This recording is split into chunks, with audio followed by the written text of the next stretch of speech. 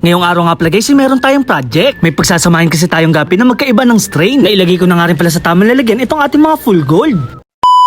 Kaya naman isang araw meron akong magandang balita. Nailipit ko na kasi ang ating mga full gold ribbon dito sa mas malaking lalagyan. Mas makakalangoy nga pala sila dito at makakagala ng malayo. Mas gaganda naman ang water condition dito dahil meron tayong planted na halaman. Ang kagandahan nga din pala dito guys ay nakapaglagay na tayo ng oxygen. Ako nga pala guys ay nagbabalak gumawa ng project. Gusto ko kasing gumawa ng sarili kong strain ng gapi. Kapag magbibreed daw pala tayo ng gapi, dapat hindi magkalayo ang kanilang kulay para hindi pumangit at hindi tawaging chapsuy. Unang materialis nga pala natin gagamitin itong ating EBM. Ang ibig sabihin nga pala ng EBM ay Electric Blue Moscow. Napakasolid nga pala nito dahil napakaganda ng kanyang kulay. Bukod naman sa kanyang kulay, makikita naman sa kanyang buntot na napakaganda na. Makikita din pala sa kanyang dorsal na napakahaba na. Lumalabas naman ang kanilang kulay kapag natatapat sa araw. Nagiging purple nga pala to at nagiging kulay blue. Bali guys, kukuha nga pala tayo ng ipapartner natin sa kanila na Metal Snake Skin Blue Tail. Dalawang female nga pala ang ating kailangan para tawagin silang trio. Tamang-tama nga ito dahil jubi pa ang ating mga female. Ang ibig sabihin nga pala ng jubi ay bata pa sila at hindi pa sila pwede magbuntis. Kaya naman guys, nakakasigurado tayong hindi pa sila nasusundutan. Ipapakita ko nga pala sa inyo ng malapitan itong ating Metal Snake Skin Blue Tail. Makikita nga dito na may pagkakapareha sila ng ating Moscow. Parehas lang kasi mahaba ang kanilang mga buntot at mga dorsal. Bali guys, ang pinagkaibahan nga pala ng ating dalawang gapi ay ang kanilang kulay. Sana nga sa ating pagbibreed ay makuha natin ang dark color. Pagkatapos guys, magkaroon ng ganitong pattern na parang mga ahas. O diba guys, napakaganda ng combination. Eto na nga pala guys, yung ating kukuning female. Makikita nga pala sa babae nating gapi ay maliit pa ang kanyang tiyan. Dahil nga dito ay makakasigurado tayo na virgin pa sila.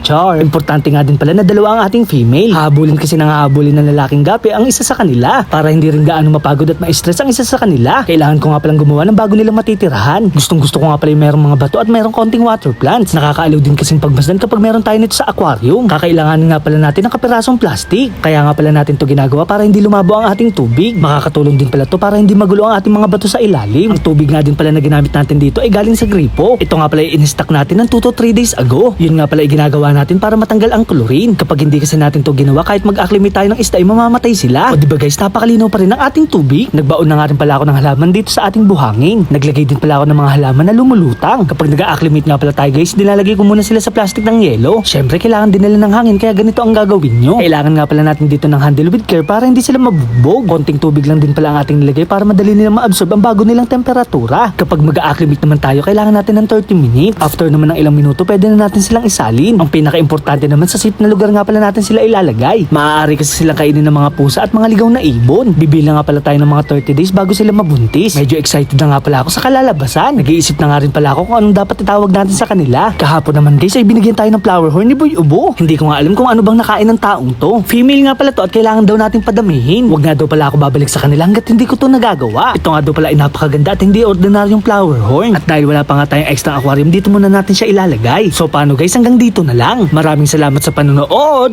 Paalam! Yeah!